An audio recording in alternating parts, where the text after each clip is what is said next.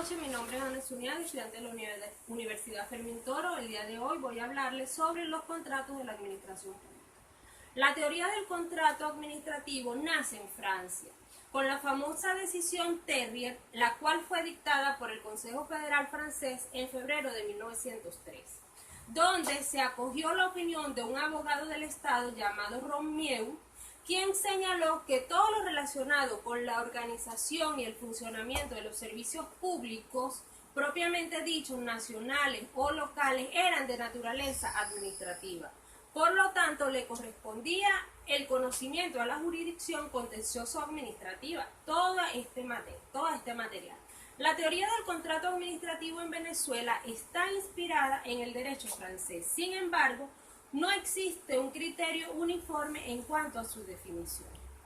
Los contratos del Estado o contratos de la administración o contratos administrativos están regidos por el derecho público y con un régimen único. No hay contratos civiles de la administración pública. En principio, todos son de derechos públicos, sometidos a las reglas especiales.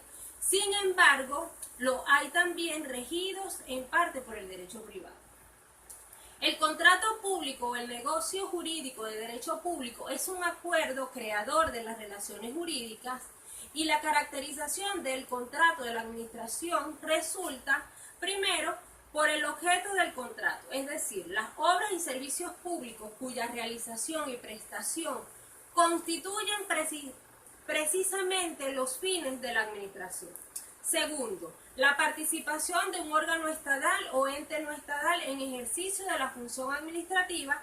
Y tercero, de las prerrogativas especiales de la administración en orden a su interpretación, modificación y resolución. Conceptualmente, se entiende por contrato administrativo a toda declaración bilateral o de voluntad común productora de efectos jurídicos entre dos personas, de las cuales una está en ejercicio de la función administrativa. Es una declaración de voluntad común que requiere la voluntad del Estado representada a través de un órgano estatal o de otro ente en ejercicio de la función administrativa por una parte y de un particular u otro ente público estatal o no estatal por la otra parte. Es un acto bilateral que emana de la manifestación de la voluntad coincidente de las partes, es productora de efectos jurídicos y surge entre un ente estatal o no estatal en ejercicio de la función administrativa y un particular u otro ente público. Cualquiera de los órganos de la administración pública puede celebrar contratos administrativos. Existen ciertos caracteres y régimen en cuanto a la contratación o contrato administrativo. Y este se identifica con ciertos elementos comunes al contrato del derecho privado, pero con variantes que dependen de su contenido, de su fin y de los distintos intereses que afectan y de su régimen jurídico propio.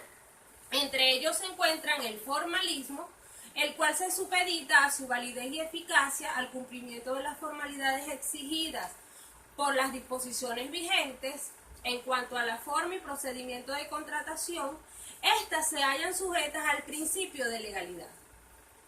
En la medida en que se somete la celebración del contrato a las formalidades, prestación plena de cada caso y el objeto de acuerdo de las partes o contenidos en este contrato, en la normativa legal.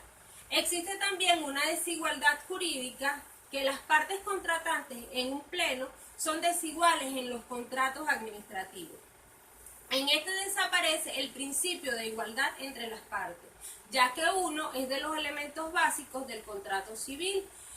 En la administración aparece una situación de superioridad jurídica respecto al contratista. En este caso es la parte del Estado. Esta desigualdad jurídica se traduce en la competencia que tiene la administración para adaptar el contrato a las necesidades públicas, ejecutar el contrato por sí o por un tercero en caso de incumplimiento o mora del contratista.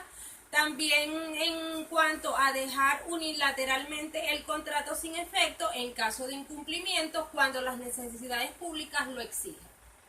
Están también ciertos derechos y obligaciones personales, y estos en principio, los derechos y obligaciones emergentes del contrato administrativo respecto al contratista son de carácter personal, y una vez celebrado el contrato, la administración se resguarda de la insolvencia económica, moral y técnica de su contratista, prohibiendo en el principio la transferencia de los derechos contractuales, salvo la autorización o pacto expreso.